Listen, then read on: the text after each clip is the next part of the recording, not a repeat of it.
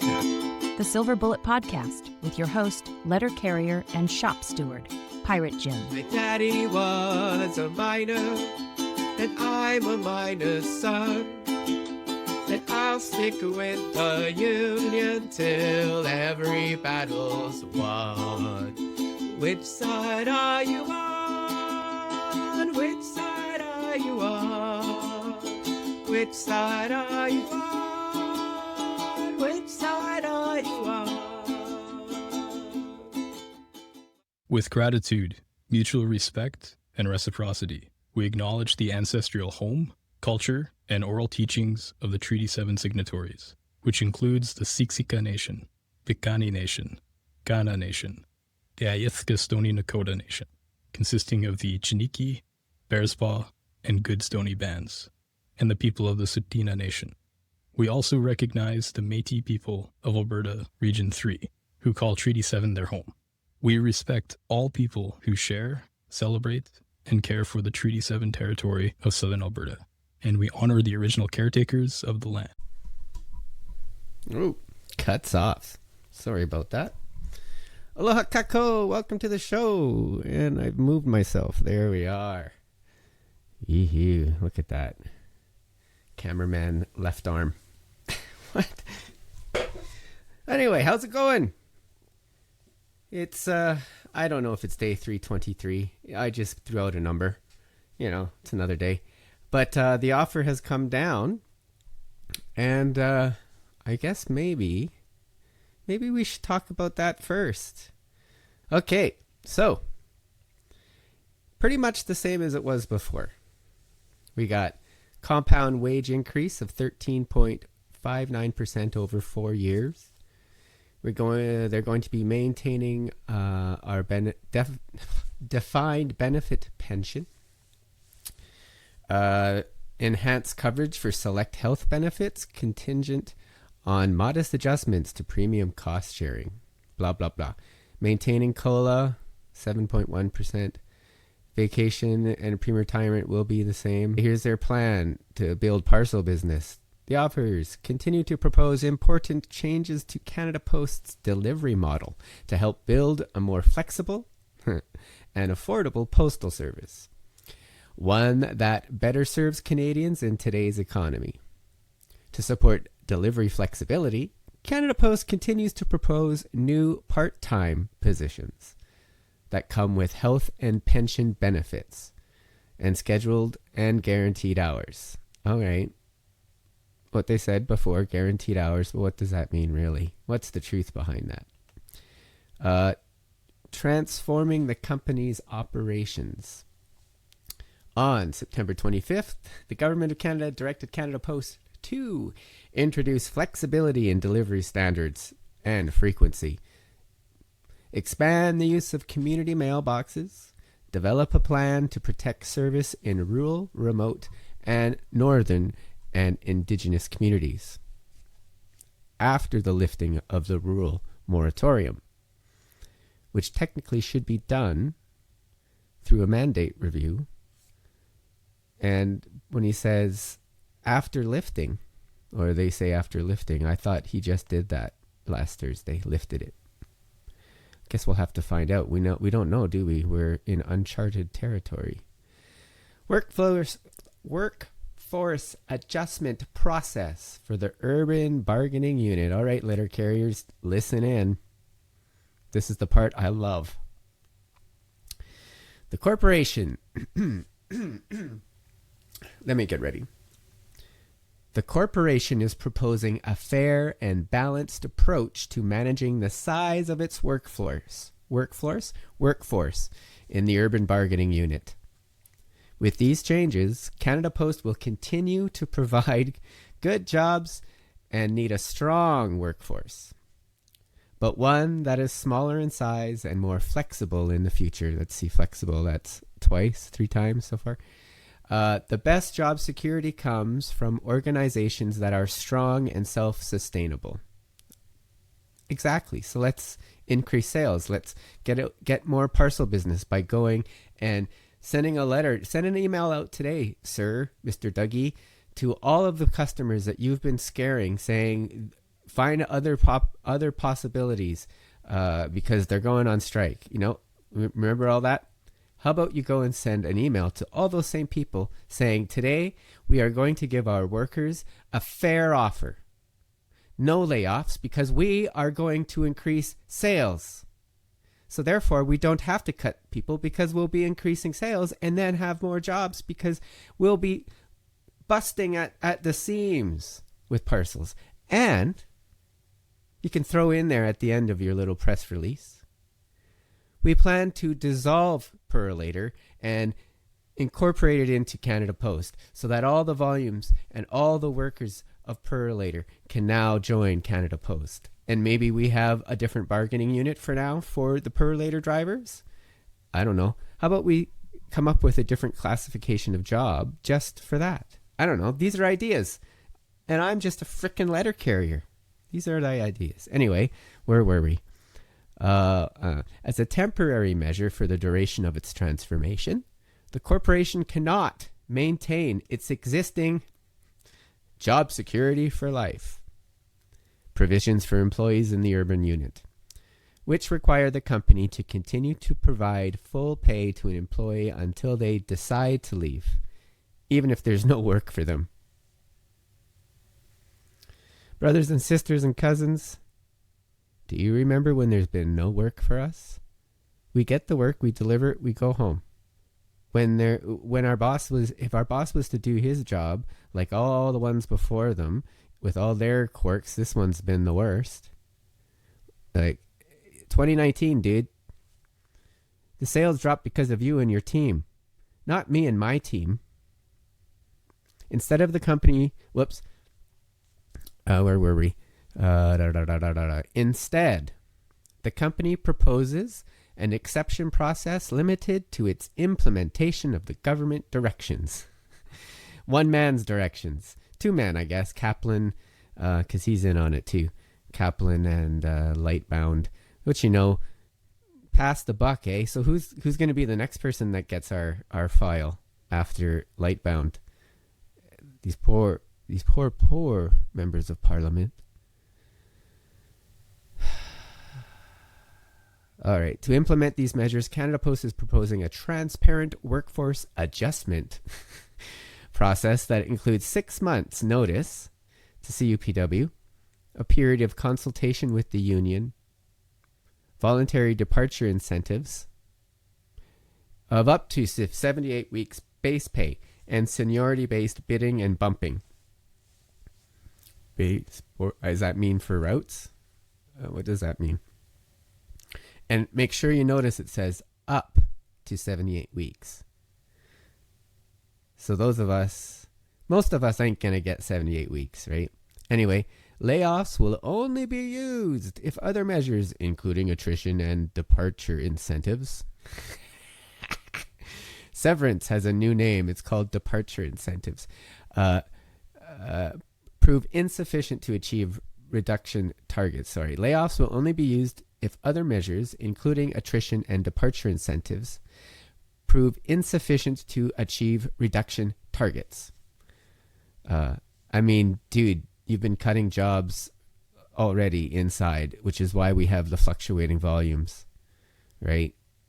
You're playing your game already. A lot of these things are already happening.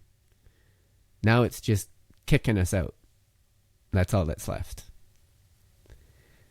Instead of getting sales, I need to get some sales. Layoffs. Layoffs will only be used if other measures. Oh, I said that already. Laid off employees would retain recall rights for 2 years, continue to accrue seniority, and may access the corporation's supplementary employment benefits plan, which provides a salary top-up for up to 2 years, if not recalled within the 2-year time frame. Impacted employees would receive severance pay plus pay in lay of notice, in accordance with the Canada Labour Code, which some of the sections are garbage, like Section 107. Aligning the post office network with the needs of Canadians. This would be, I guess, the post offices. With the lifting of the rural moratorium, Canada Post is also proposing to remove the provision in the Urban Collective Agreement that leaves 493 corporate post offices, largely in urban and suburban areas, as off limits. Okay? 493. Okay, so that's not... Whoops. That's not all of them. That's a portion. But this provision in the current collective agreement acts as another moratorium on making necessary changes to the company's post office network, which is not sustainable. I'll have to get someone else to explain that one to me. Removing this provision would provide greater flexibility to align the corporation's post office network with the modern needs of Canadians, particularly in these overserved communities. It also enables the company to better focus limited resources on protecting services in rural, remote, northern, and indigenous communities. So limited resources. Well, dude, that's your fault. So if you see here, you can go and read the detailed offers for both urban and RSMCs. They didn't really say urban bargaining. They didn't talk about RSMCs. Jerks. So what about the RSMCs, buddy? Anyway, so there's the offer. Do with it what you may. Telling people that the show has kind of become, oh shit. What am I saying? I can swear. Tosh 2.0 for union people. All right, let's hear it for Canada Post and their crummy offer. Oh, here we go. Sorry. Oh no, sorry. This one. Here. What a joke of an offer. What a joke. Gotta laugh, right? Gotta laugh. So let's go to Parliament Hill. Right to the House of Commons. You might have seen this if you were watching the show when I first went live. But there's been talk today about us. And the Bloc is who this is, I believe. Alors, la députée, on va recommencer son temps. La députée... We will start the time over again. The Honourable Member. Mr. Speaker, over the course of the week, the Prime Minister and the Minister of Labour have been asking Canada Post and the Union to get back to the negotiating table to put an end to the general strike. But actually, Mr. Speaker, before this government got involved, there was no strike. Prior to this week, they were negotiating. The union was waiting for the employers to make an offer. And mail was being sent out and distributed. So when will this government recognize that they are the ones who are actually responsible for the Canada Post crisis? The Honourable Minister of Public Services. Well, my colleague seems to have a short memory, Mr. Speaker. Because if we recall, at the end of 2024, there was a Canada Post strike. This labour conflict has been going on for over a year. We need to do something about this organization, which is losing $10 million per day. That's $10 million per day that Canadian taxpayers are paying to keep the lights on at Canada Post. I know the members of the Bloc Québécois have never had to think about balancing a budget. They have the benefit of not having to be serious, but actually we are working in the benefit of all Canadians. The Honourable Member. Well, Mr. Speaker, I hope the Minister is not always as arrogant as he's being right now. We're talking about thousands of workers who may lose their jobs.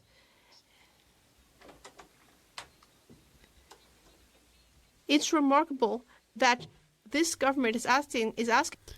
And now we know that we will be losing our jobs with our, what was it? The severance called? Voluntary something? Anyway, whatever. Oh, and by the way, I thought that was a fairly arrogant response, but what else is new? It's no surprise. Asking both parties to get back to the negotiating table when actually the government is the one that caused the problem. What gall? This is entirely the Liberals' fault. We all know that Canada Post's business model needs to be reformed, even if we're not the ones who balance the government's budget. But has this government taken 2 minutes to tell the union what it plans to do? The Honourable Minister.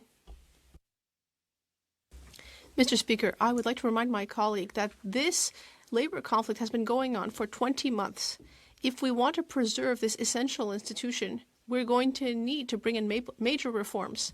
Does the Bloc Québécois really think that it's okay to lose $10 million a day? We don't think it's okay, and we don't think it's okay for Canadians.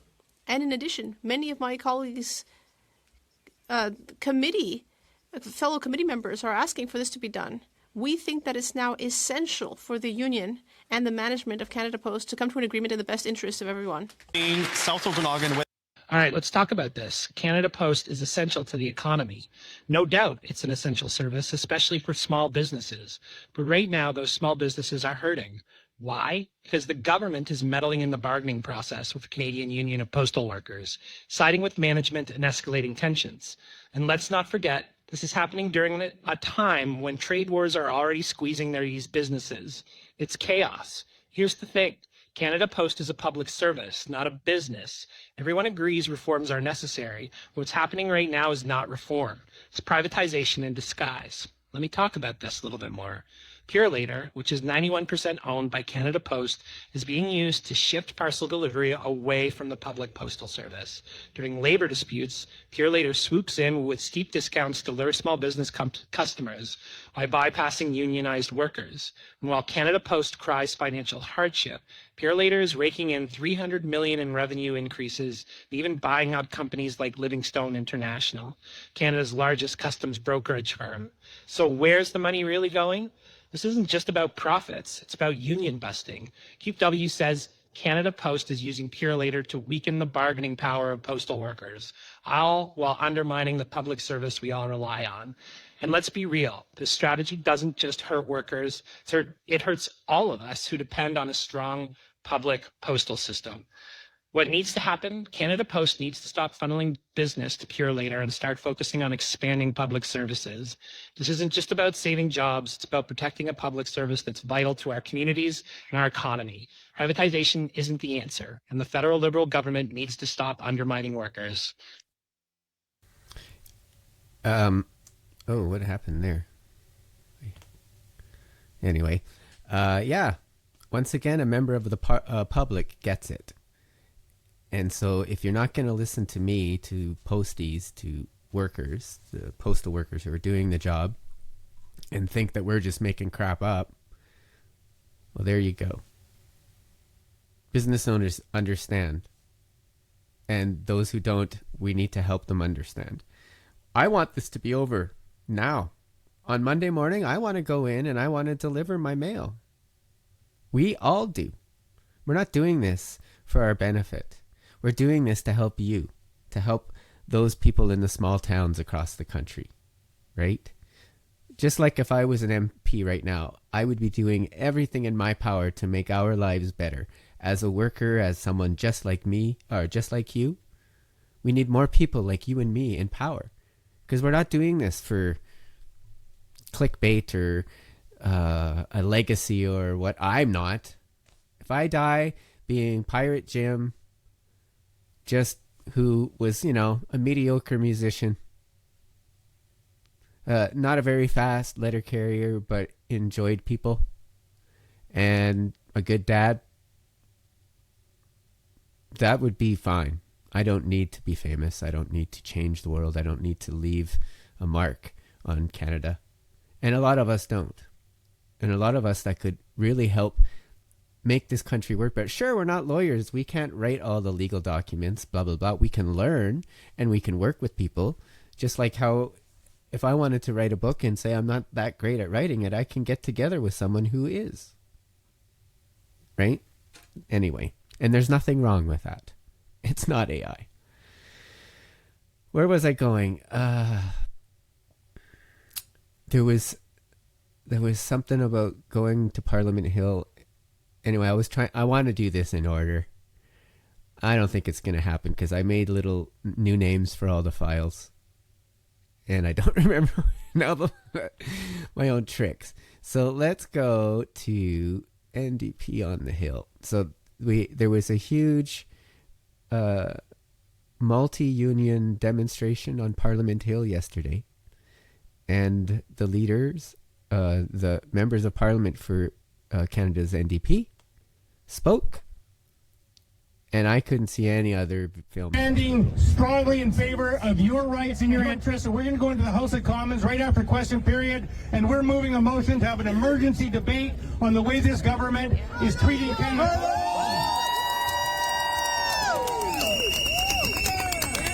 You know, like my brother Joel Harden just said, Mark Carney was elected saying that he would stand up for Canada, that he felt that we were under threat, our sovereignty was needed to be protected, that we had to strengthen Canada.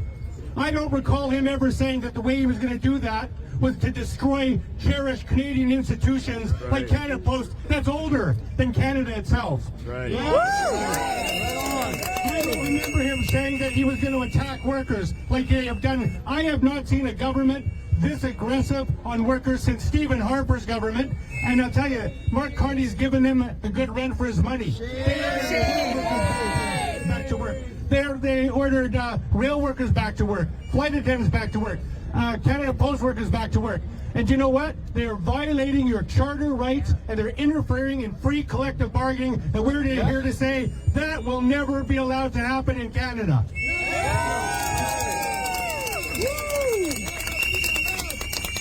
Right on. You know, I also want to tell you that not only are Canadians behind a strong Canada Post, I want to tell you this is a nation-building institution. This is not a profit-making enterprise. We don't ask our police departments, are you running a deficit? We don't ask our school system, are you running a deficit? Canada Post doesn't exist to make a profit only. It exists to connect Canadians from coast to coast to coast. That's why I can send a letter from Vancouver to Tuktoyaktuk and it costs me $1. That's not a profit-making enterprise. That's a nation-building enterprise. And we're going to fight for Canada Post to be expanded. And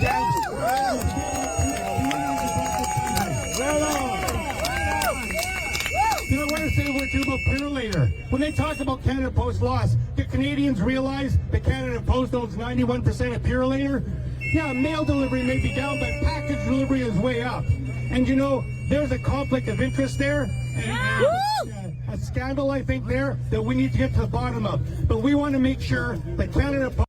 I've started something. I've submitted a disclosure to the Public Service Integrity Commission. I started something called the Whistleblowers, and I'm collecting evidence, but everyone's talking about my disclosure now.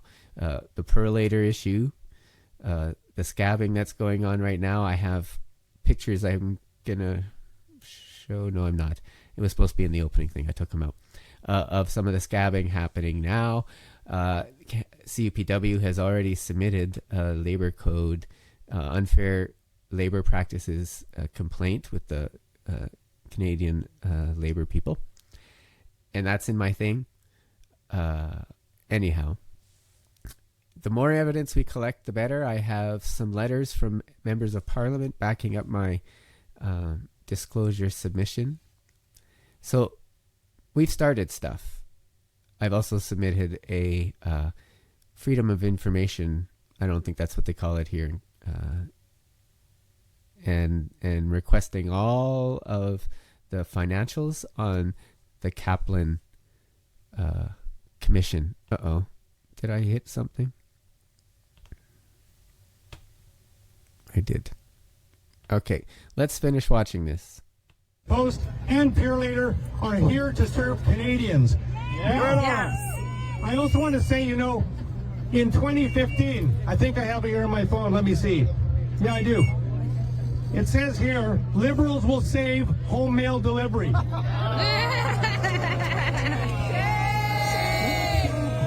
plan to end door-to-door mail delivery in Canada. That's real change. That's what the Liberals said in 2015. Now, they were either lying to Canadians then, or they failed in their duty to protect home mail delivery. But we're going to remind them of that when we go into the House of Commons in an hour, and we're going to fight for a strengthened Canada Post, one that actually expands its services, is more profitable, and connects Canadians.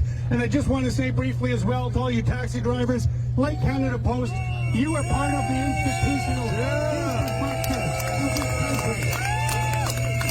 You also play a role in connecting Canadians and helping us move. You're an integral part of our economy, all of you. And NDP is going to stand with workers, fight for the working class, and I tell you what, we're going to send a lot more people back to the House of Commons next election to stop this assault on labor. You keep fighting, sisters and brothers and friends, and we're going to be right beside you the whole way. Thank you very much, everybody.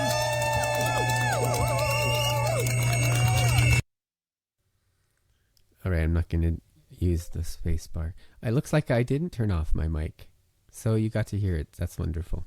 It was pretty impassioned at that time. Passionate. Impassioned. So, Don Davies, we need to put more NDP candidates in the House. That's me.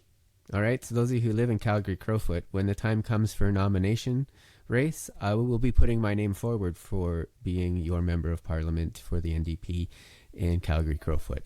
So please donate when the time comes and vote for me and vote for your NDP candidate, because we're going back to worker power. And I wanted to maybe show it here. I don't know if we're going to have time, but one of the new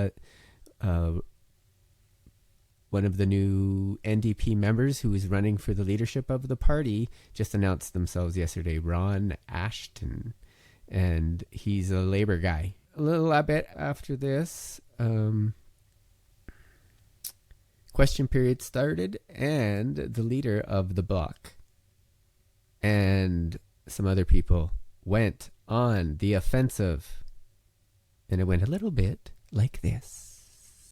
L'honorable député de Belleuil-Chambly. The honourable member for Belleuil-Chambly. Mr. Speaker, the government has just interfered in an already very complex negotiation within Canada Post. And I can only call that provocation in the context of an already very complicated conflict. The government is adding to the uncertainty that is being felt by many families, not just workers' families. It is creating uncertainty in various towns in Quebec's regions, and I expect elsewhere in Canada as well. It's also causing a great deal of alarm to seniors. So let me get this clear. What does the Prime Minister think of the Postal Service? The Right Honourable Prime Minister. Mr. Speaker, the Postal Service is an essential service. We need a viable postal service. Currently, the situation is difficult. Canada Post is losing millions of dollars. We need to take action. We need to restructure. The honourable member. I think that the government's deficit is going to be much larger than Canada Post's losses. But if this is really an essential service, Mr. Speaker, why are these radical cuts being made? Let's show some consistency. And workers learned about these cuts on their TV rather than actually hearing about what's going to happen. The Right Honourable Prime Minister.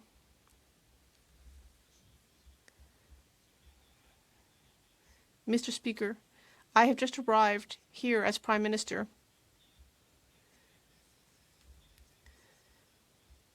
It has been some time that we've needed to have changes at Canada Post because it is an essential service throughout the country. Belleuil-Chambly. The honourable member. I'm hiding from the stupidity. Mr. Speaker, if Quebecers and Canadians had wanted to have the Conservative Party in power, they would have voted for the Conservative Party. The Liberals' fiscal and climate and oil strategies are basically conservative strategies. Same thing with these austerity strategies. Will the Prime Minister put an end to his wrong-headed strategy and instead bring in serious experts to reform a postal service that does, in fact, need reform? The Right Honourable Prime Minister. Mr. Speaker, it is Canada Post's and the union's responsibility to find a solution between themselves. But in this context, we need more flexibility for Canada Post. in a manner that is consistent with the report. The honourable member for Thorn. All right, did you notice that? The last few sentences our Prime Minister says about us or about our future jobs is the exact same words Doug Ettinger has said from his mouth. Flexibility and something else. And why the hell is he allowing Doug Ettinger and his people to drag this out and stall since August 1st? Today is October 3rd. We got our offer, finally. We got an inquisition about a month ago where we gave the offer literally right after the vote. And then we get together, like, what was it, 2 weeks later? And they go and they ask all these questions about our offer and get up and say, no, sorry, you got to retool your offer. Well, normally it goes like in a tennis game. You hit the ball over the net and the other one hits it back. And that's what you do. So this is your hit back, which it sucks. But why did it take 2 months, sir?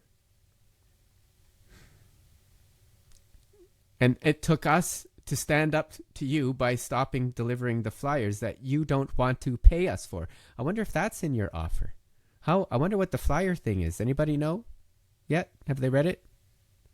Because in your first offer we said no to, we said we want to keep getting paid. In fact, I want to get paid to put them together, to collate flyers. I really don't give a shit about how much I get paid per flyer.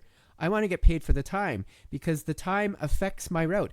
Since SSD, separate sort and delivery, came in, I haven't been able to finish my route, except when we stopped delivering flyers. Why? Because I deliver to 783 points of call, and sometimes I have 10 to 20 flyers for each one of those 783 points of call, which means I have to collate them or put them into the CMBs on the CMB part one at a time. I'd never do that delivering the mail because that's silly, especially when you have 20. Anyway, without the flyers, I can get my route done in just the nick of time, and I'm killing myself to get it done. And with the flyers, it's impossible. It's just impossible. And we don't get paid for putting all that together. 783 sets of sometimes 20 flyers, especially now. It's going to get to that. I was doing 12 to 15 before we walked. And we walked. Well, the flyer thing got us to get you to do something, Doug. And then you played the game last Thursday by getting your buddy, Mr. Lightbound, to pull the whole, sorry, it's the commission, Mr. Kaplan. He's the arbiter now. Oh, wait, he has been an arbitrator. If we go to arbitration, he better not be our dude. That's all I got to say. Anyway, so after that, there was another round of questions, again from the block. The G7. The Honourable Member for Laurenti-Labelle. Mr. Speaker, this government has caused the postal crisis. It announced its Canada Post reform without telling workers, who had to learn it in the news. They learned about it in the news, and now nobody's getting their mail. Some people are not able to get their paychecks or have to go elsewhere to get them. Businesses are having to improvise to deliver packages, and Quebec is concerned that people won't get their ballot to vote in the municipal elections. All because the minister improvised and didn't consult anyone. What was the minister really expecting? The Honourable Minister for Government Transformation. I'd like to thank my colleague for the question, but I'd like to set things straight. This conflict has been going on for 20 months. The union was on strike. In 2024, I wasn't yet the minister, and so when she says that we did not have any consultation... I left my mic on. I'm glad I wasn't swearing. Don't you love it how it's like, well, this was been on for... I've only been the minister for blah, blah, blah, blah, blah. And Patty, oh, well, I've only... passing on. Okay, Mr. McKinnon. If I can get my way with my disclosure, we need statements from you, sir. So between you and Mr. Lightbound, you both think that you can change the Canada Post for better? Like, come on, seriously, take a day off from the house and go to your local depot. Put on a satchel and go do a foot route. Go do a relay box route. Is there any? Actually, you know what? Fly to frickin' Winnipeg in about a month. You try delivering the mail on an SSD route that has relay boxes. And then come tell me how to fix this frickin' company. Because you don't know. You don't know. 4 days of hearings is not the way to know properly and whatever. I'm getting worked up. I'm losing my vocab. It's just incredible. And you talk down to people on our committee and workers, brothers and sisters, whether you like the people leading our union, we can't do shit about it now. So we have to get together and fight. Right? Mr. Kaplan talked down to our negotiating committee. Some of them have been working for this company for 37 years, and they had the gall to tell us that we don't know what the fuck we're doing. That all of our ideas, and there could be more ideas, but we keep talking about the same ones because nobody will do anything. Nobody will do anything to get more sales. 9 months. We've been working every single day for 9 months, and everything is dropping because every day you send out emails and you do freaking media press releases that we demonizing us and scaring the public. And exactly what happened.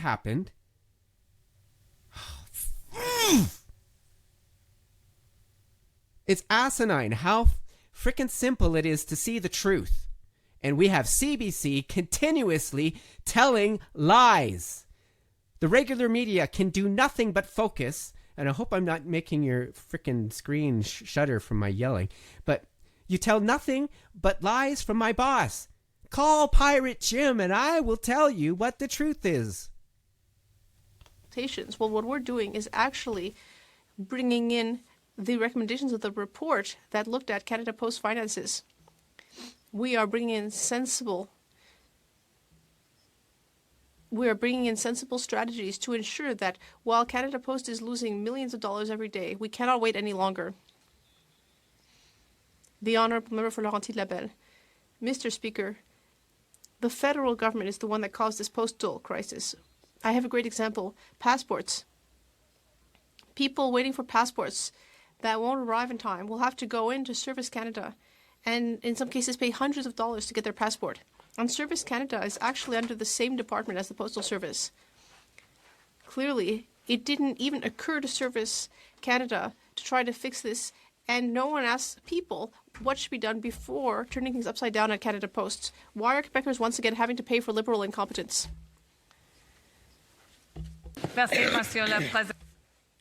The Honourable Minister. Thank you, Mr. Speaker.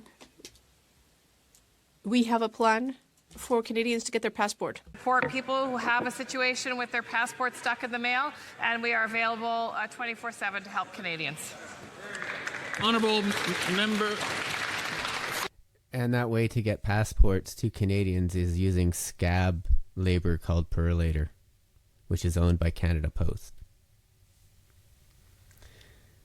We had 5 people watching, and then I went on my rant and lost 3 of them. Sorry. I hope I didn't make your TV explode from the sound. But yeah, and if I got too crazy, well, sorry, it's the truth. And it's the emotions. What I said was nothing. Some of the things our members are sacrificing right now for Canadians. Think about it. I'm going to turn the show around soon because I got some good stories. And I want to remind everybody why your letter carrier is important and why I get up and do everything every day, and same with my brothers and sisters. And yeah, anyway, let's jump to the NDP members of Parliament when they went on the attack. And this is Leah Gaza. The Honourable Member for Winnipeg Centre. Mr. Speaker, the Liberal government is siding with Canada Post executives to help privatize the postal service. And what does that mean, Mr. Speaker? Cuts to services for seniors, the disability community, and rural areas, while attacking good-paying union jobs. Well, today, Mr. Speaker, postal workers said no more, rallying on Parliament Hill to tell the Prime Minister no more cuts to Canada Post. Why does the minister stop what he's doing, actually do his job, protect public services, and stop attacking workers?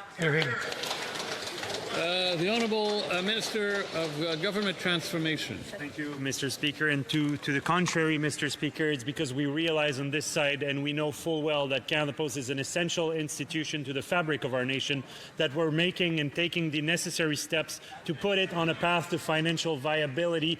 Canada Post, Mr. Speaker, is an institution worth saving, and it's an institution at this time that needs saving. It is losing $10 million a day. It needs to modernize. This is why we're taking the steps, making sure that we provide service all across the country. Thank you, Mr. Speaker. Thank you. There you go. Round one of the NDP against Mr. Lightbound, and there's now some other. Well, let's see. This is Don Davies in question period. Has this government's performance on the labour rights file been enough to create that red line that, you know... That's the wrong order. That happens after, I think. All right, so here... No. Let's watch this one. You know, will stop the NDP from maybe considering this upcoming budget, whether to support them? Well, what I can tell you is that I haven't seen a more atrocious anti-worker agenda from any government since Stephen Harper, and that's saying quite a bit. You know, it's almost like the Carney government has declared war on organized labor. They've used Section 107 of the Canada Labour Code 8 times to essentially misuse it to end workers' right to take job action. This latest maneuver by the Carney government to drop a bomb in the middle of collective bargaining, I think also shows incredible disrespect for free collective bargaining. You know, the government should take a supportive and it should take a supportive role in establishing fair collective bargaining atmospheres. It should not intervene on the side of one or the other, and the Carney government has done that repeatedly on behalf of management, to the point where I think employers in this country, they believe they don't have to actually bargain in good faith at the table because the Liberal government will bail them out and take away their workers' rights to strike. So, you know, I'm not in a position to declare red lines, but I can tell you that New Democrats are extremely concerned about the assault on workers and organized labor in this country by the Liberal government. Okay. So, after that, he went into the House. I can't remember if that was after he asked, but this thing. I went too far and missed it. So here was the request for an emergency session that we asked for yesterday. The Honourable Member for Vancouver Kingsway. Thank you, Mr. Speaker. I rise today to request an emergency debate on the government's proposal to dismantle Canada Post services and the growing national response to these deeply concerning changes. Canada Post is older than Canada itself. It connects communities across this vast country and serves as a vital lifeline for hundreds of northern, Indigenous, and rural communities. At a time when our economy and sovereignty face mounting threats from Donald Trump, national institutions like Canada Post are essential to our unity and resilience. Without a doubt, Canada Post is facing serious challenges. These challenges require thoughtful, transparent, and inclusive solutions. Postal workers and their union have repeatedly put forward constructive proposals to modernize and strengthen the service, yet their voices have been ignored. In 2015, the Liberal Party promised to reverse Stephen Harper's plan to end door-to-door delivery. They called their approach real change. In 2018, then Minister Carla Qualtrough led a two-phase evidence-based review of Canada Post and unveiled what she called a renewed vision for the corporation, one that pledged to put service to Canadians at the heart of its mandate. However, that vision was never implemented, and that promise has since been abandoned. Without any mention during the last election campaign and without any debate in this House, this government recently announced drastic cuts to Canada Post service, including ending daily home mail delivery, closing rural post offices, and eliminating door-to-door delivery for millions of Canadians. These changes will mean fewer services for Canadians and significant job losses at a time when unemployment remains high. It will also very much hurt businesses in this country, including small business. They will disproportionately harm seniors, persons with disabilities, and residents of rural and remote communities, those who rely most on accessible, dependable postal services and who are least able to absorb the impact of these cuts. What's more, the government made this announcement in the midst of collective bargaining negotiations between Canada Post and its workers. Dropping such a sweeping restructuring plan into the middle of that process is like dropping a bomb. It constitutes direct interference and shows a fundamental lack of respect for collective bargaining and workers' rights. Tens of thousands of postal workers are now on picket lines across this country. Mail and parcels are not being processed or delivered. Post offices are closing. And today on Parliament Hill, workers and allies rallied to defend good jobs and a strong public postal service, reinvigorated with revenue streams for the future. I just had a thought that I wanted to get out. Some comments that have been going around about why are you bothering with politicians and they don't do anything and blah, blah, blah, blah, blah. And it's like, well, if we also complain about not having enough media coverage, this is our other media coverage, because there are people that watch this, like me. We watch the House of Commons for fun, right? That's who needs the message. These people are our media. And the more we call them, the more we knock on the door, the more we go to their, well, don't go to their office or call and make appointments right now. But when they're back next week, go to their office. Get an appointment, talk to them, tell them your stories, tell them about how your leg, your knee, your hip hurts every day and why. Tell them some real stories. Make them listen, right? Use them for our media. Use them to combat CBC, which is what's been going on. A lot of these topics we've been pushing them to them, right? My goal is to get some conservatives and liberals to start speaking up, but we know they won't because they don't play fair. And they don't really care. They care more about the dollars and signs than they do about your mortgage payment, your car payment, the food on your table. I think about kids and all the things I wish I could do for them, all the things I wish I could enroll them in, and instead I can't. I have 4 kids, and 1 kid is the only one that I can afford to have any type of activity that we pay for outside of everything. And I wish I could do more. I'd love to be able to go on vacations like I did with my parents. We haven't been out of town for such a long time. And okay, big deal. But there's so much learning that children get from seeing other cultures and blah, blah, blah, blah, blah. Where am I going? Let's continue this. Mr. Speaker, they rallied to send a clear message. Postal workers deserve better, and Canadians deserve better. Mr. Speaker, this House must not remain silent. We must have a rigorous, honest, and urgent discussion about the future of Canada Post, about how to protect and strengthen it for the benefit of all Canadians. That is why I'm calling on you, Mr. Speaker, to grant an emergency debate on this critical issue on this most cherished institution. Thank you. Here, here. L'honorable député de The Honourable Member for Laurentides-Labelle. Mr. Speaker, on September 25th, the Minister of Government Transformation, Public Services and Procurement announced a significant overhaul of Canada's postal services model. Post Canada and its employees had been negotiating for 2 years. Despite that, the government decided to step into the negotiations. That led to a general strike among postal workers, which is having a significant impact on all people in Canada. And those who are waiting for Government of Quebec checks will have to go to a Service Quebec centre. Distribution of medication outside major urban centres is impacted. As well, there are thousands of SMEs who are now having difficulty sending out their goods.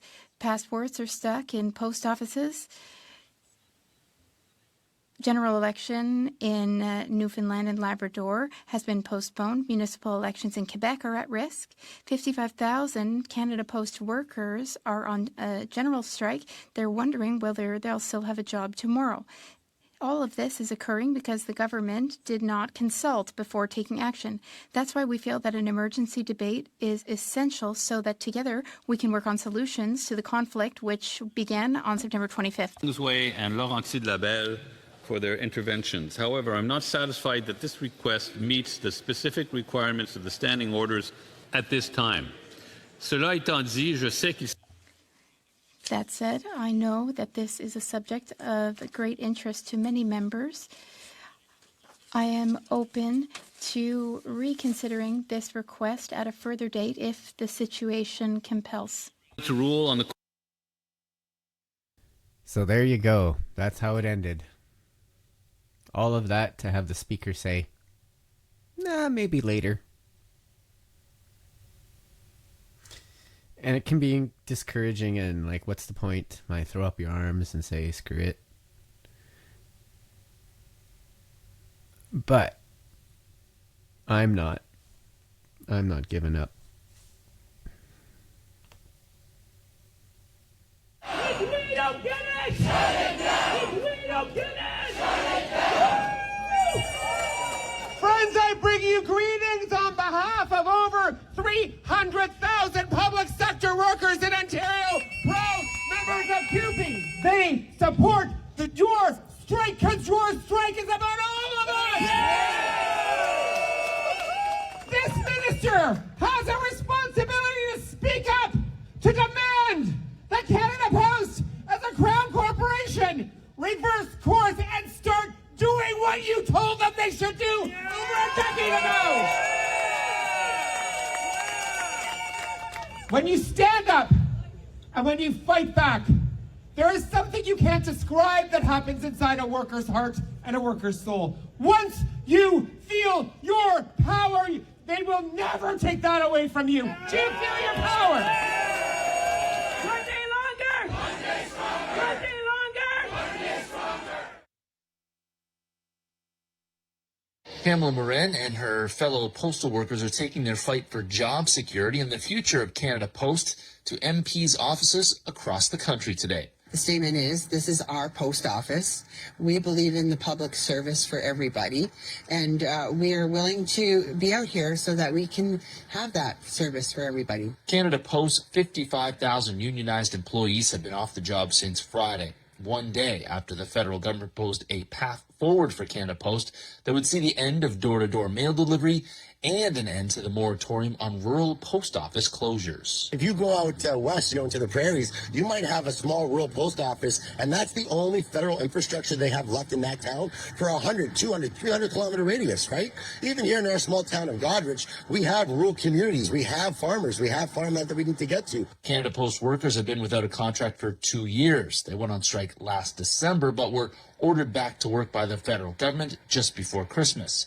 Following the government's most recent plan for Canada Post that would see massive layoffs, employees have hit the picket line again. Make no mistake, this is the very same strike. We adhered to the government's request. We went back to work during the Christmas time. We continued to deliver to all the Canadians. Come May 25th of 2025, we had a right to come back on the strike line. Instead, we chose a job action of an overtime ban. That lasted several months. Canada Post says you can't get blood from a stone. The company loses $10 million a day and has lost $5 billion since 2018. Canadians are using us less and less, but now as taxpayers, they're paying more and more for that. The minister said that needs to stop, and we wholeheartedly agree. So maybe everybody needs to start looking at the top and how did we mismanage this post office that badly and to be. There you go. First thing, Doug Ettinger and that gentleman that just spoke, Ian Hamilton, axed. There's almost $1 million. That's 590,000 plus. What does he make? 200 and something? 5, 6, 7, 8. We'll say 900,000. That's a cut right there a year. Just those two. Be where we are now. I mean, that's the way I look at it. Giordano says if Canada Post goes down, Canadians will pay more to send letters and packages. The moment we're out of the market, Amazon, Walmart, DHL, UPS, FedEx, all these big companies, they can charge you whatever you want. We're about 30%, in some cases 50% cheaper than our competitors because, again, we are a public service, not a for-profit business. While most mail has stopped being delivered by Canada Post, government support checks and live animals are still being shipped through Canada Post. In Goderich, Scott Miller, CTV News. So that was my little news program portion of the show. And now let's go to updates, because normally I do it off the top, but let's get James Ball here on in the studio. Out in the mobile studio, our roving reporter, Mr. James Ball. Hello, everyone. It's been a hell of a week, and seeing all of you here really puts a smile on my face. And even though it's raining out, I still think it's a beautiful day because all of the people here from Labour are all together with us. But what brought us here? Well, I could regale you the stories of over a year of the government's failure to serve Canadians, to plan going forward. But ultimately what brought us here is that Canada Post was supposed to make us their first return offer on Friday. But on Thursday, the government couldn't keep their fingers out of it, and Minister Lightbound came out and basically, I'll give you the short version of his speech, he said, for 20,000 jobs at the post office are gone in the next 5 years. That's what he said. This is no longer just a fight about wages, about safety, about job security. This is the fight of our lives. This is the choice about whether Canada serves the people or whether they serve corporations. That's the question, because right now, we own 91% of Purolator, and they're sending all our work over there. They're hiring contractors to get through the day. They can't handle the volume that we had to give them, and everybody else is working like it's Christmas. Well, we own them. Why don't we just absorb them? They should be part of us. They should be delivering for us. This has been a calculated plan. What they're telling you in the media isn't true. We have not lost billions of dollars every year for decades. But the current administration, who's been around for 7 years, has been spending from Canada Post savings. They spent $4 billion from Canada Post savings over 4 years. That comes up as looking like a negative on the balance sheet, but it was not taxpayer money. Just this last Christmas, Canada Post went to the government and said they need $1 billion to keep the lights on. Well, under the Canada Post Act, that is not taxpayer money. That is a loan that is required to be prepaid. Still not taxpayer money. 2, 11 days after they got that loan, Purolator bought Livingston International, which is a cross-border shipping company, for $1 billion. I don't know where that money came from. I can't prove it, but it's pretty sketchy. All right? But the simple fact of the matter is that this is the longest strike that CUPW has ever been on. If you put the 5 weeks from the last 9 months ago, and then the government's ordering us back, and then back to actually being physically on strike, this is the longest strike that CUPW has ever been on, and we've been on some doozies. 42 days in 1982 to get maternity leave for Canadians across the country. And what are we asking for? We're asking for better services for Canadians. We're asking for banking service. Through the 2000s and the 2010s, all the banks closed up shop in small towns. That's what they're doing here in Edmonton now. They're closing all their doors. They don't want to talk to you. They just want big corporate money. And we're saying, bring back the postal bank. The national railway system was built on funds and profits from the postal banking system, which wasn't canceled until 1969, and it was canceled by stroke of the pen, not from interest. There was still a bank in our postal facility downtown before they replaced it with this plant. That was only early 2000s. It was being run by contractors, but it was still a bank. But I can't implore to you, if you have not reached out to your member of parliament, you need to do it. I was on a picket line with 12 people, a smaller picket line at the end of the day, and I asked them, have you reached out to your MP? And most of them didn't. They said no. I'm like, well, you need to do that. So I'm imploring you, reach out to your MP, demand a satisfactory contract that the members will ratify, and then we can continue this fight to improve the lives of Canadians everywhere. Thank you. Hey folks, it's September 28th, and it's a beautiful day today. And it's a beautiful day because I've been asked to speak in front of a group of people today, a crowd, at an announcement. And although I only have a short time, I hope to share with them some of our struggle and some of the truth. But let's also remember that it is a very stressful time. So while I'm down here, I'm actually out here in Rutherford Park on this absolutely gorgeous fall afternoon. It is stunning out here. It's amazing. And really, that's to remind you that even though this time is so stressful, you still need to take some time for yourself. Do what makes you happy, okay? That takes your mind off of the stress that you have. Whether that's going for a walk or playing video games or playing guitar or doing crossword puzzles or whatever it is, make time for you, okay? Because this is a very, very stressful time. But I also want to talk about Minister Lightbound a bit. Minister Lightbound has given Canada Post 45 days to come up with a plan to change the way the company operates. The last 2,500 days wasn't enough? Like, I don't understand. Why are you asking the people who cannot get the job done in the last 7 years to now come up with a plan in 45 days? No. You need to fire all of them, Minister Lightbound. You are, at the best, confused, at the worst, complicit in the action of destroying a national public service. This is the intent. This is all it can be. Like, you came out right before they were going to give us a contract offer, and you put your stamp all over everything. You decided that you were going to change our contract unilaterally without any discussion. And I don't even know if that's legal. I sure hope it's not, and I sure hope you go to hell for it. All right? But the day's going to get better. All right? I'm going to go speak in front of a bunch of people, and hopefully we can get some new allies. All right? Have a great day. I missed that last time. Oops. Now I've got things going off. That was awesome. So it made me think about my disclosure again. And I thought maybe I'll read out to you guys. My disclosure. So you can get an idea of what I'm trying to get started. Of course, it's not cooperating.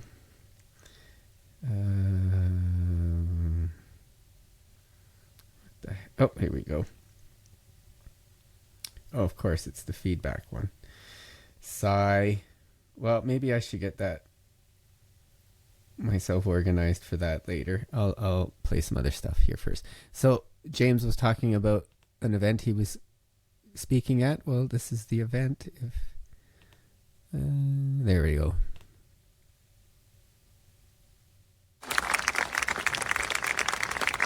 Hello, everyone. My name is James Ball, and I'm a proud postal worker.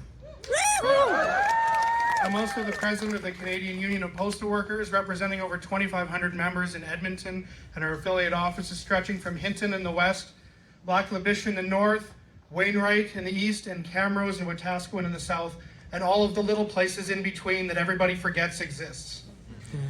It's been a crazy weekend, but it's also a very beautiful day. I have been presented with a short window of which to speak with you about our struggle. But hey, it's all of you and me, what's not to love, right? So when talks broke down in November of 2024, things were falling apart around me.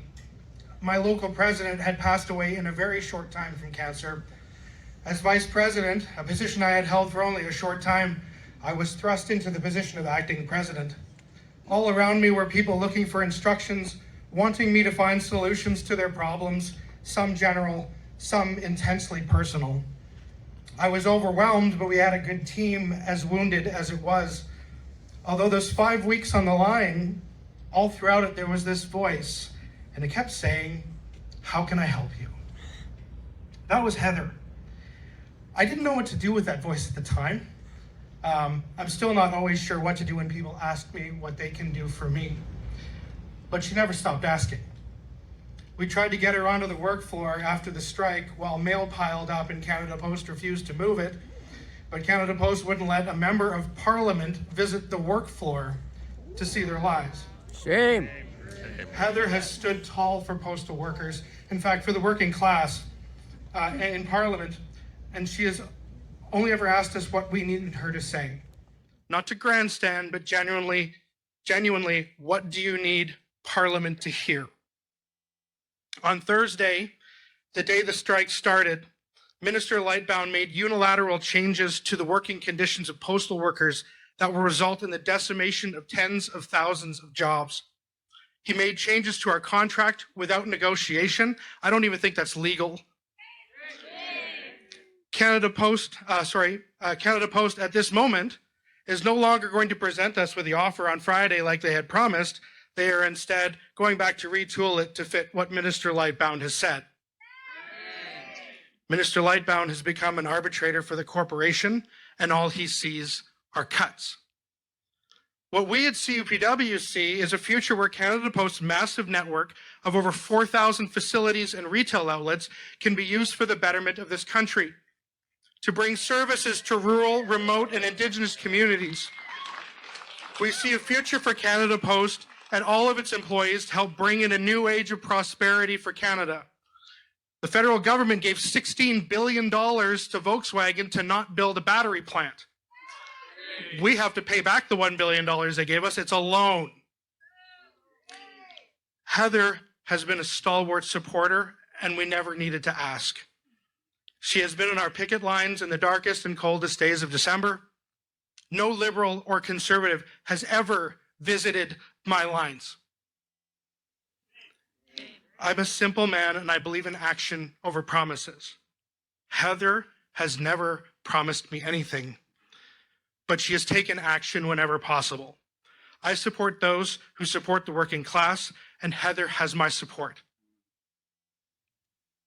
So there you go. Let's talk about my disclosure. I'm going to share the screen so you can see the actual document.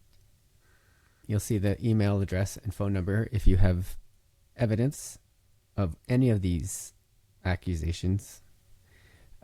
Send them to the whistleblowers at pseudomail.com. Oh well, I've got a fancy thing. I'll do it again at the end of the show. So anyway, summary of alleged wrongdoing. I am submitting this disclosure pursuant to the Public Servants Disclosure Protection Act regarding serious wrongdoing by upper management of the Canada Post Corporation, CPC.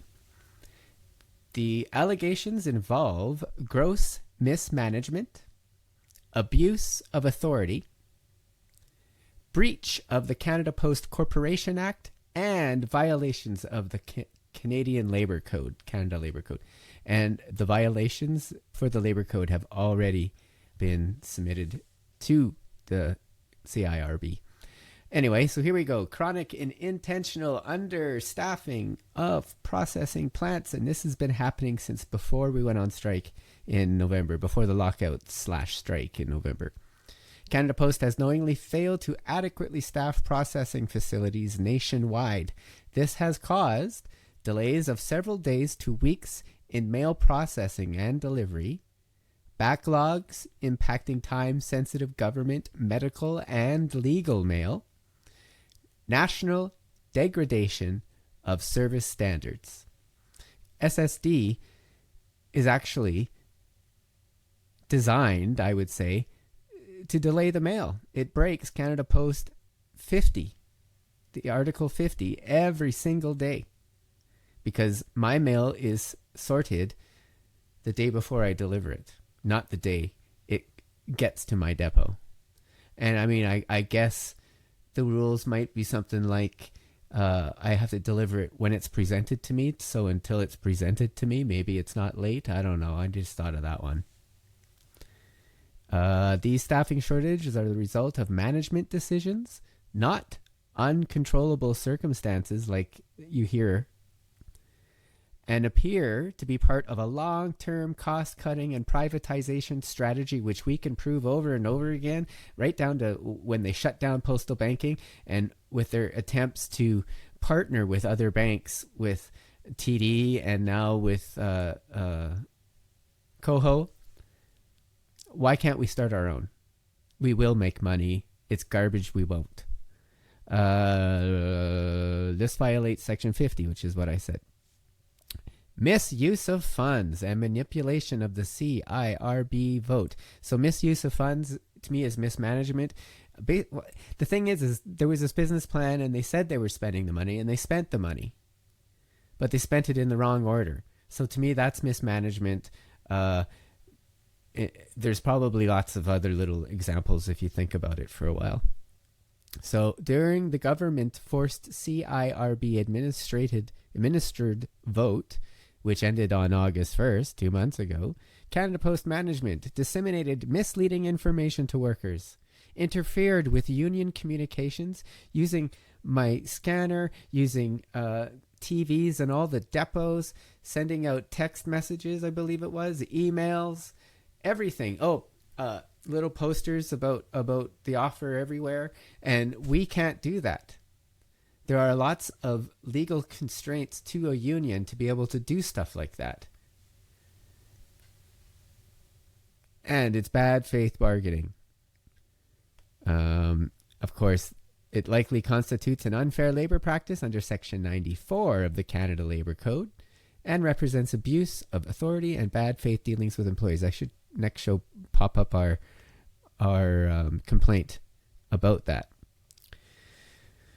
I didn't talk about the misuse of funds. Well, in here, I thought I had not talked about. Anyway, diversion of parcels, customers to Purolator during potential job action. Canada Post owns 91% of Purolator, which we've heard over and over. Management has allegedly used the prospect of possible job action to offer customers 65% off discounts to move their parcel business to Purolator. This started before the strike lockout in November and December of 2024 and continues to this day. In fact, the last time I found the ad, because what they do is they have the same ad and they change the graphic behind it. And so they offered it before the strike in March of 2024, and then a few months later did it again with a different graphic and again with a different graphic during the strike and since. They've diverted revenue away from the public postal service to a semi-private subsidiary.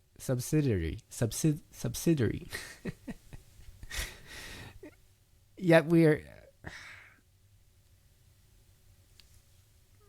the profits for Purolator, where do they go? They've undermined Canada Post Service obligations for ideological or strategic purposes. And that's the whole delaying the mail and since January, controlling the volumes by stockpiling mail and not staffing properly 24/7. Bringing in a skeleton crew for like 5 days and then bringing them all in for 3 and getting all through it. So you get mail, whole bunch one day and nothing. To train you to get mail every 3 days. Just like the debit card. We were trained to use the debit card and then, we don't really use cash anymore. And now it's the phone. We'd hardly use our debit card. So my boss has been training you to get your mail 3 days a week, 4 days a week, late, whatever. To throw up your hands and say, I give up, I'm using somebody else. See it? Do you see where this is going? Management has orchestrated public communications to portray unionized postal workers as unreliable, to encourage customers to use private courier companies, sometimes charging 4 times the regular postage rate. Sometimes, I think I'm confused now because I saw something else that said 3. But for a different company to be able to deliver letter mail For instance, the evidence we have is of Royal Bank sending out a bank statement to a customer, and it's already been stamped or whatever by Canada Post.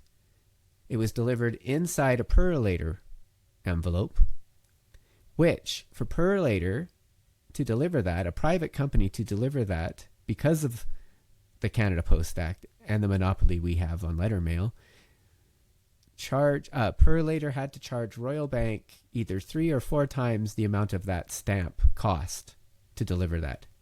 So Royal Bank's been ripped off because that same day that was delivered by Purolator, we were working. And we had been working. This was like a month ago.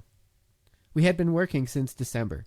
So why does the Royal Bank use Purolator when Canada Post is working? Why? Because of propaganda, CBC, regular media, our boss, Mr. Kaplan, Patty Haydu, Stephen McKinnon, Lightbound. They're all telling you garbage. They're all fear-mongering. Everything is focused on the negative instead of, let's fix Canada Post by creating community hubs. Let's do the postal banking. Let's do low-cost grocery delivery after hours. Let's take those groceries and get them up there. Let's sell cheap groceries in post offices that have now become a multi-dimensional income generator for Canadians. Does anybody talk about that? Does anybody sit in a room and brainstorm about other ideas? No, because Kaplan and Doug and all the rest shoot down everything by claiming it'll take too long. Well, if all these changes that are going to take 9 years, how long is that? How much is it going to cost to make all these changes? And why has no one brought up some costing on that? That's another thing. Hey, Doug, how much is it going to cost? Where is your budget on bringing in all the CMBs? Maybe we've got to look at that in a future show. What else? Section misled while carriers, right, that's it. Misled the public while letter carriers continue to deliver the mail every business day. This is inconsistent with Section 5, the mandate to provide national postal service daily. Section 50, of course, is the delay of mail. And Section 16, the board's duty to operate consistent with the public policy objectives, which is do not delay the mail. And now, with the anti-scab law that the useless NDP party brought in, which I get told every frickin' single minute of the day, they can't get scabs anymore. It's illegal. Thank you very much, Jagmeet Singh and my pals. So, here is Pirate Jim's request for action. I request that the Office of the Public Sector Integrity Commission, who is speaking before the OGO Committee next week, it looks like. I had an OGO Committee. They had a meeting today talking about Canada Post, and I'm playing that next show because I'm running out of time, of course. I don't really care. This has been almost 2 hours. It's worth it. So I want the Public Sector Integrity Commissioner to investigate these allegations as serious wrongdoings under the Canada Post Act. I want you to determine whether the conduct of the management of Canada Post breaches its legislative mandate and federal law. And I want you to take measures to protect me. I've just gone on record now as a whistleblower. It's now on video. Protect me. Because I'm exposing the frickin' truth. So, I have supporting documents, witness statements, I don't have internal communications. I was hoping for that. I was hoping maybe we could get a supervisor to have enough balls to tell me what they've been told to do. Maybe one day. I don't know. You dudes are losing your jobs too. So you might as well get some mojo.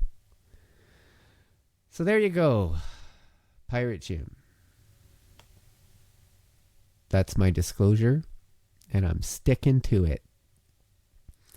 And just to see that again, if you have evidence, please send it to whistleblowers. Send it to the whistleblowers. 1-587-288-7504, and I want you to call and leave your story via voicemail. I won't answer the phones. I want you to leave your story or join me on the show as a guest and tell your story. Email me at thewhistleblowers@sudomail.com, SUDO mail.com, and send me the documents there. All right. And if you want to contact the show and leave a voicemail and questions and whatever, contact me at 1-873-371-5886. That's the Silver Bullet Podcast hotline. Or send me an email at piratejim_72@sudomail.com. Yeah, baby. All right. Is it good? Feel good time yet? Apples and oranges. Let's talk about apples and... Oh, actually, I wanted to... let's have a customer talk to us. This is Cutouts Canada. Cutouts Canada. Check them out. This one's going out to those who think that privatizing the post office is going to result in better quality service. 5 days ago, I submitted an application for a business account. It said I would get a confirmation within 48 hours. It's almost a week later, and I haven't heard a word from Purolator.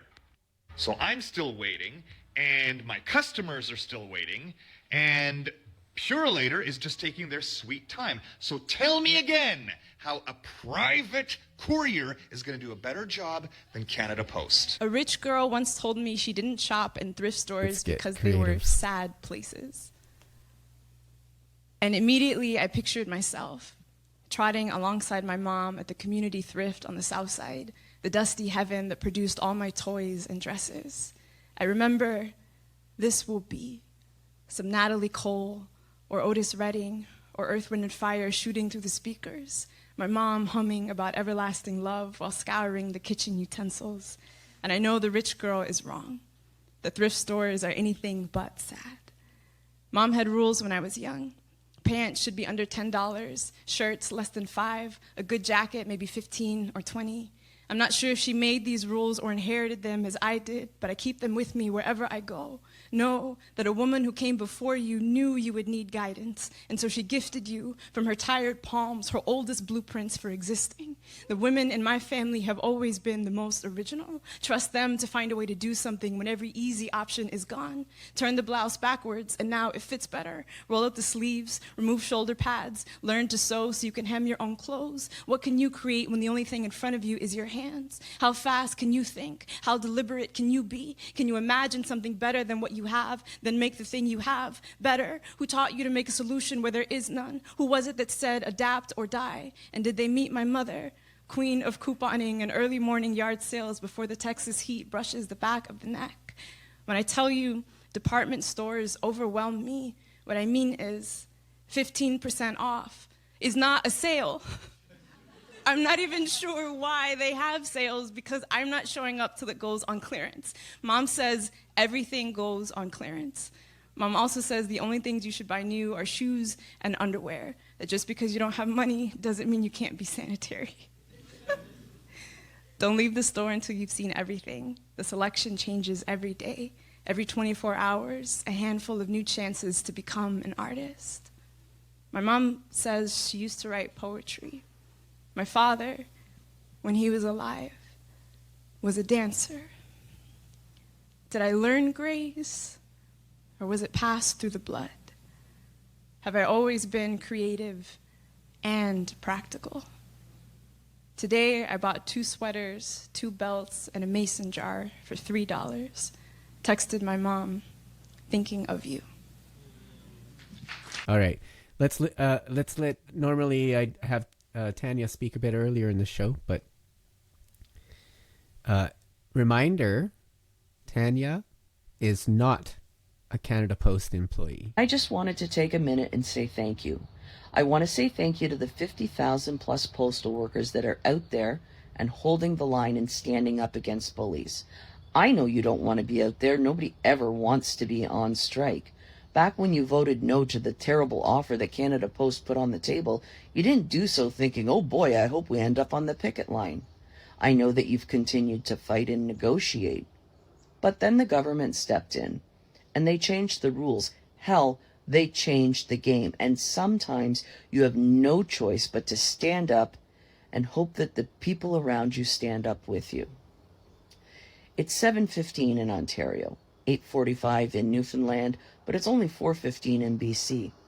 That's how big this country is. That's how much territory our postal workers cover. I want to say thank you to the families of postal workers. I know it's not fun living with uncertainty.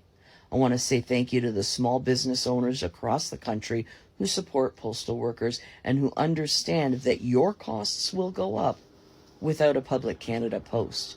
I want to say thank you to all of the allies in labor.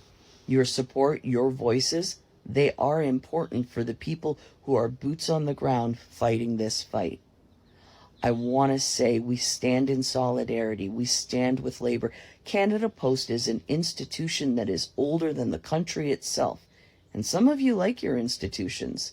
Some of you were willing to go to war when they canned Don Cherry. So stand now with your fellow Canadians, stand to preserve labor in this country, and stand against a government that thinks that they can step in and change the rules whenever they want. Well, something just happened to me that I didn't even know I was capable of doing. Let me set the scene. It's bear season, like the bears are out and about because it's cooling off a little, which is strange. Like, it's good. We're finally getting a little bit of rain, just a little bit of rain, so we need that. And then I'm out doing my thing, and then I heard, like, what sounded like something coming over a chain link, or not a chain link, one of the wire fences. It sounded like a little screech, and I'm like, well, that was interesting. So I'm a little bit more paying attention. All of a sudden, something jumps on the back of my leg, and I screamed like a girl. Usually I don't scream like a girl. I have like a, or whatever. Like, I don't, it's more guttural than it is, like I can't even reproduce it because I don't know how I did it in the first place. This cute little puppy, I made friends with him already. He's adorable. But he jumped on the back of my leg after I'd heard this little squeak, and like, I scared him back to his house, but he scared the crap out of me. So it's feel good time of the show, right? And because I need to show you guys that we are real people. And do I not have? Oh well. The next gentleman, I'm playing 2 videos of his, and I can't remember his page at the moment because I can't see it. His name is Sammy. He's a letter carrier, and he's on a mission of love. Aloha. I try to. When I'm speaking Hawaiian and doing all those Hawaiian things, I try to live my life in aloha. I've been learning over the last 12 years Hawaiian culture and tradition and protocol and such. And aloha is great. So this gentleman lives in aloha.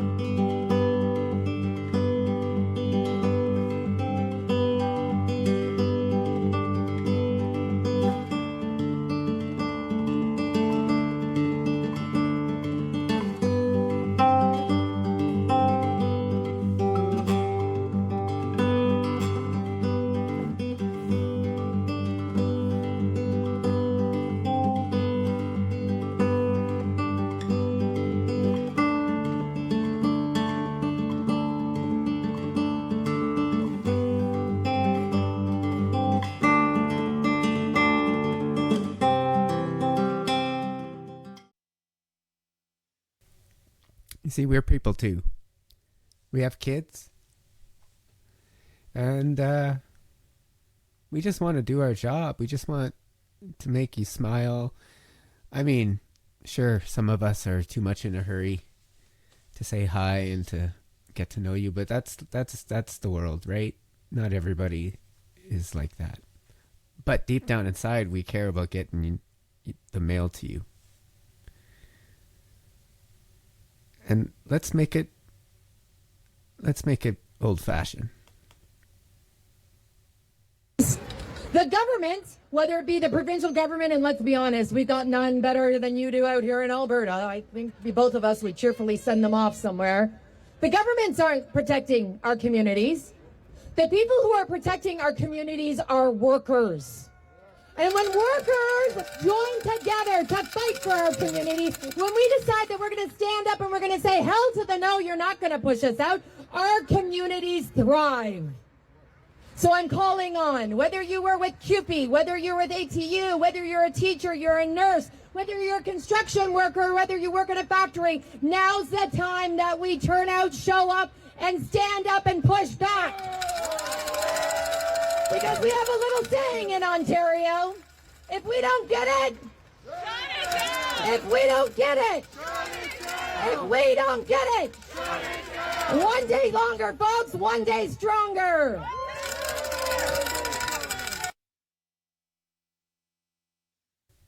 The people united can never be defeated. The people united can never be defeated. The workers united can never be defeated. The teachers united can never be defeated. The posties united can never be defeated. The nurses united can never be defeated. The cleaners are united. We can never be defeated. The doctors are united. We can never be defeated. The CPR workers are united. They can never be defeated. Anyway, that's it. I gotta go. I'm gonna wave my surrender flag and my Scully. We're gonna continue on the high seas here. Aloha. Take care. The Silver Bullet Podcast with your host, letter carrier, and shop steward, Pirate Jim. My daddy was a miner, and I'm a miner's son. And I'll stick with the Union till every battle's won. Which side are you on? Which side are you on? Which side are you on?